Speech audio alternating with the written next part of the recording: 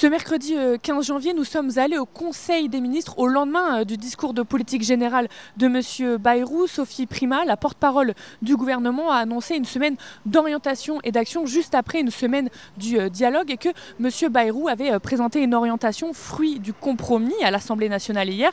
Pourtant, nous, ce qu'on analyse, c'est qu'il n'y a pas vraiment de différence majeure entre Michel Barnier et François Bayrou. Toujours cette urgence de redressement des comptes publics avec, je cite la porte-parole du gouvernement, le refus de tomber dans la facilité du choc fiscal, c'est-à-dire pas de hausse d'impôts pour les plus riches ou les grandes entreprises. Et puis toujours ces 50 milliards d'économies sur les services publics de l'État notamment. Et puis aussi cette préservation de la politique de l'offre, c'est-à-dire encourager, soutenir les entreprises avec des baisses d'impôts officiellement pour investir ou aider à propos de l'emploi. Et d'ailleurs, à ce sujet, on le sait, il y a plusieurs centaines de plans de licenciement en France avec des milliers de salariés dont leur emploi sont menacés, voire supprimés, avec des entreprises à la tête qui font des bénéfices et ont pu profiter de cette politique de l'offre. Donc on a posé la question à Sophie Primas.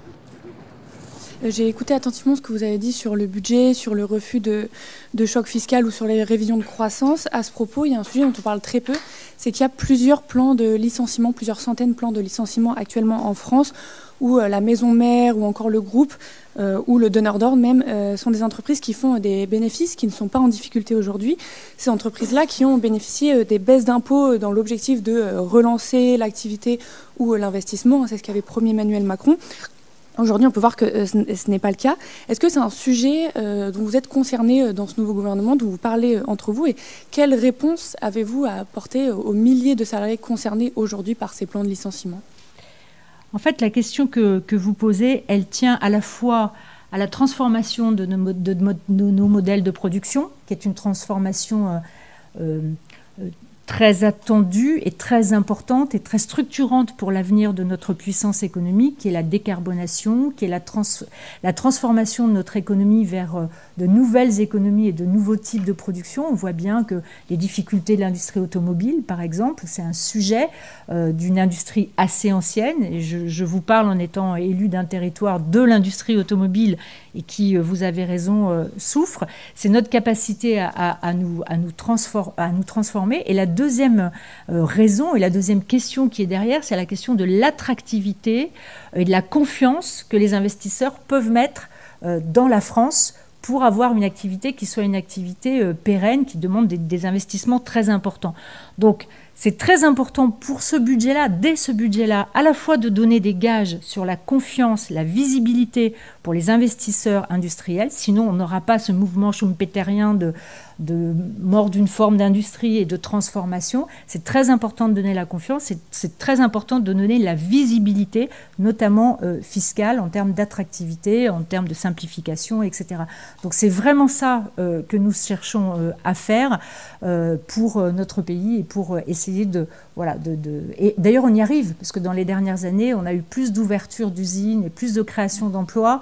Donc là, on est dans une période difficile qui est post-Covid, où on est en train de rattraper un certain nombre de choses qui n'ont pas eu lieu dans les 2-3 dernières années. Mais c'est vraiment ces perspectives-là, confiance, visibilité, pour pouvoir transformer notre industrie, et accompagnement aussi d'ailleurs, par des plans de relance sur la décarbonation, etc.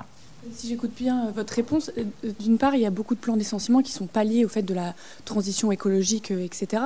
Et d'autre part, vous parlez de donner envie aux investisseurs d'investir, etc. Vous l'avez déjà fait depuis 2017, ces baisses d'impôts, etc. Et ça n'a pas fonctionné. Donc là, je demande juste une réponse concrète. Qu'est-ce qu'on dit aux salariés là, qui sont concernés par les fermetures d'entreprises ou les plans de licenciement, concrètement? Mais je vais quand même répondre à compléter la réponse que je vous ai faite tout à l'heure. On a un problème de compétitivité, qui est un problème de compétitivité qui est reconnu en Europe et qui est reconnu en France. Si on n'arrive pas à garder les investissements nécessaires à la transformation de notre industrie. L'industrie s'est toujours transformée.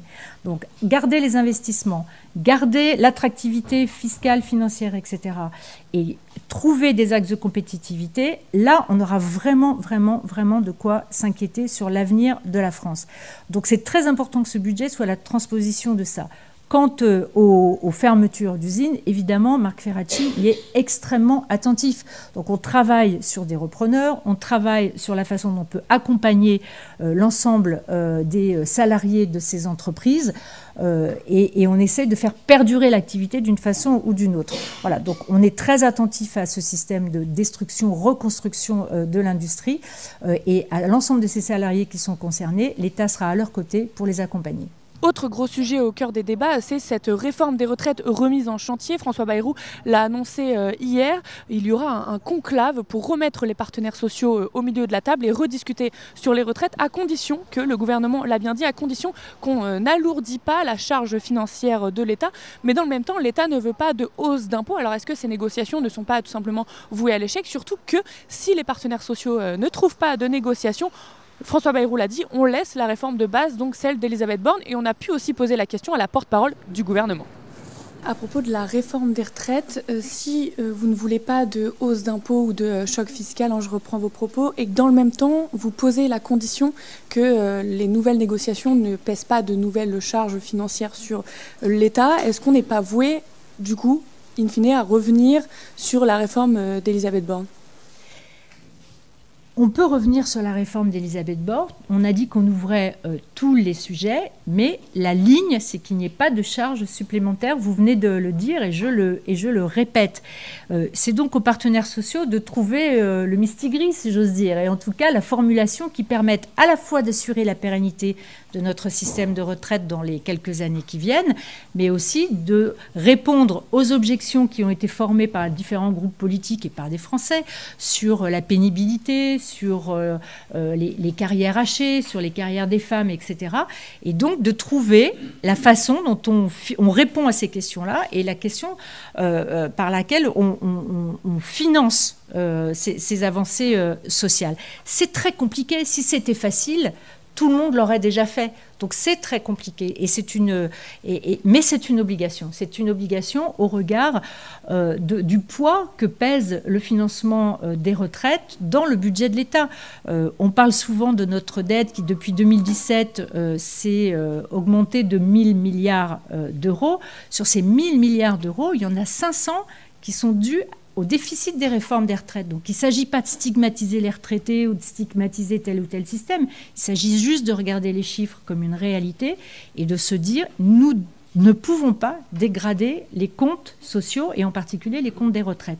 Donc on peut aménager, mais il faudra trouver les compensations financières ou d'autres compensations sur d'autres catégories. Je ne sais pas, c'est les partenaires sociaux qui vont discuter entre eux. Oui, c'est ça, parce que encore une fois, si je vous écoute bien, si vous ne voulez pas augmenter les impôts, mais dans le même temps pas créer de charges supplémentaires, ça va être trouver des économies ailleurs sur d'autres prestations sociales, ça veut dire ?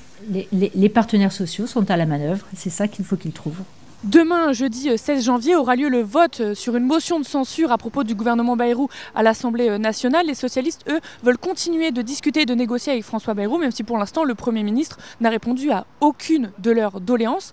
De leur côté, le Rassemblement national annonce ne pas faire de censure a priori, mais attendre le budget. Donc, a priori, le gouvernement ne tombera pas demain.